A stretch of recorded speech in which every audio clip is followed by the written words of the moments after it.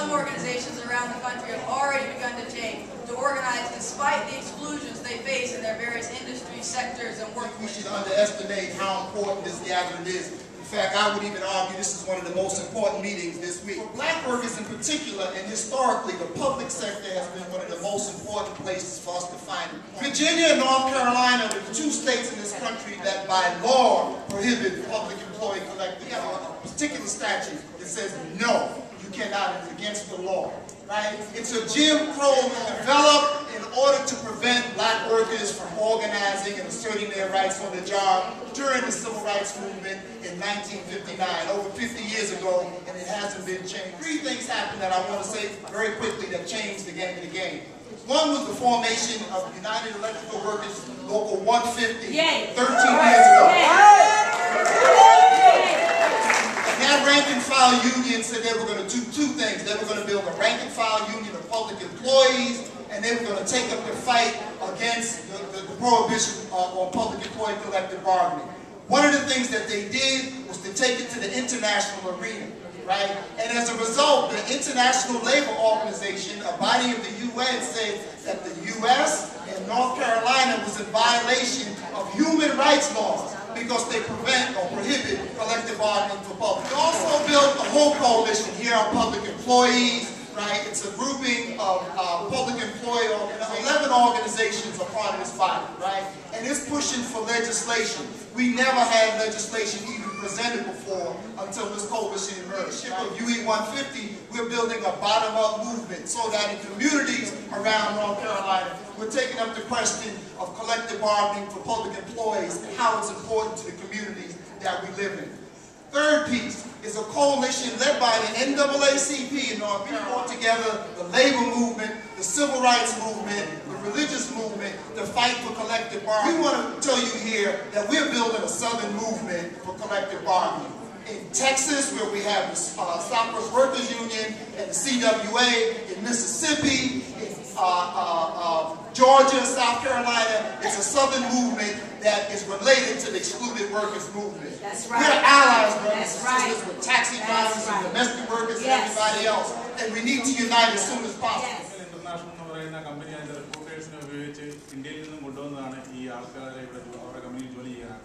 A company called Signal International went to India and used recruiters to bring workers over here.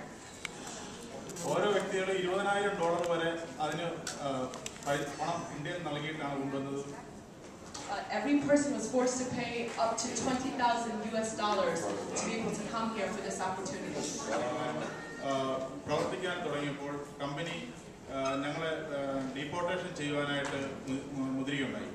So when we had very bad working conditions and very bad living conditions, we started to organize, and what the company started to do is target our organizers.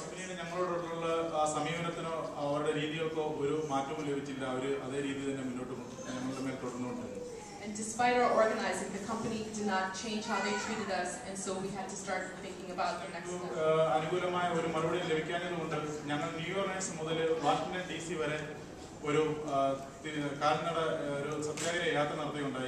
And because we didn't get any response from the Department of Justice, we decided we were not going to let this drop, and so we did a Satyagraha journey by foot from New Orleans to Washington. We got no response from neither the Indian government nor the U.S. government, so we started a weeks-long hunger strike in Washington, D.C.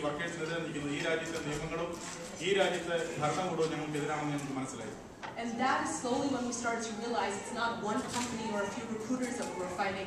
It was the laws of this country and the law enforcement of this country that we were fighting. And then immigration is telling the company how they could help catch workers who managed to escape and then deport them officially to threaten other workers. More frightening, we finally found out that the immigration officer who had been talking and helping the company for years was the one who later was put as the lead investigator of our case in the Department of Justice. In February of this year, we went to the capital of this country and was able to expose all of these truths, and that's when we were able to finally get our victory.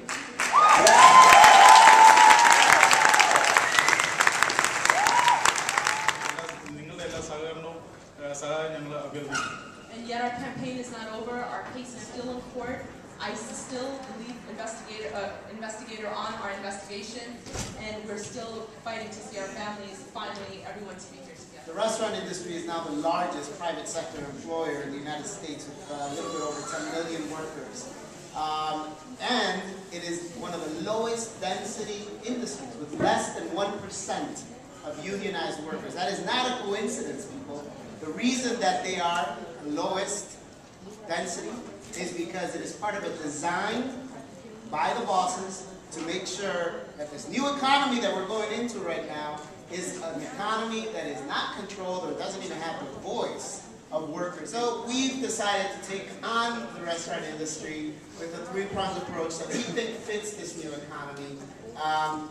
The first prong of that is workplace justice campaigns that look a lot like union campaigns. We're not a union, but it looks a lot like a union campaign. We do direct action, and simultaneous to the direct action, think of it as a vice grip, we do litigation.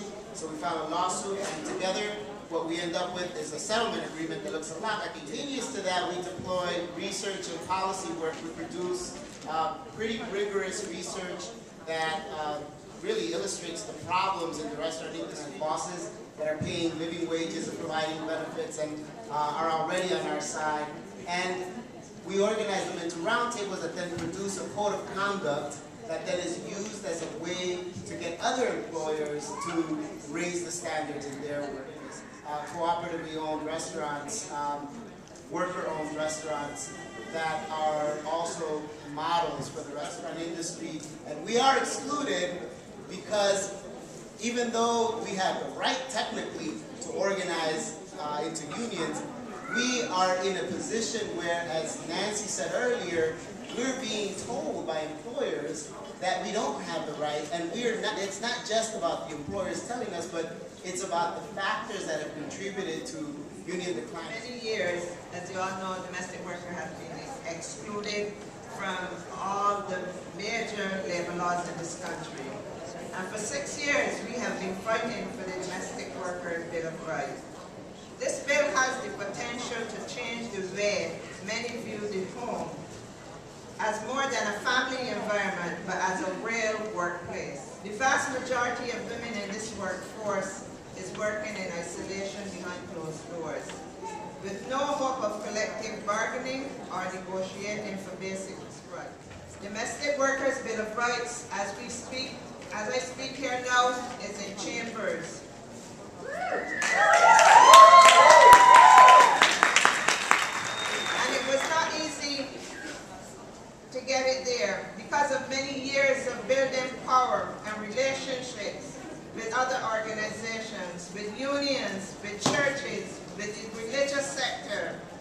We spent many hours training our members and educating legislators on what is a domestic worker. We held many vigils and town hall meetings and rallies, and there were many volunteers and allies who turned out to help us push for the passage of this Bill of Rights.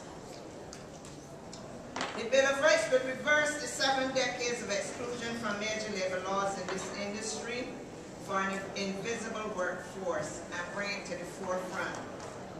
It will give dignity and respect to the men and women doing this work that make all other work possible. It will take away a lot of the fear and the stigma in this industry that many have to endure and put a stop to some of the abuses in the domestic workers industry. We are part of a movement of excluded workers that demands domestic workers have a strong Bill of Rights. Can you chant with me, please?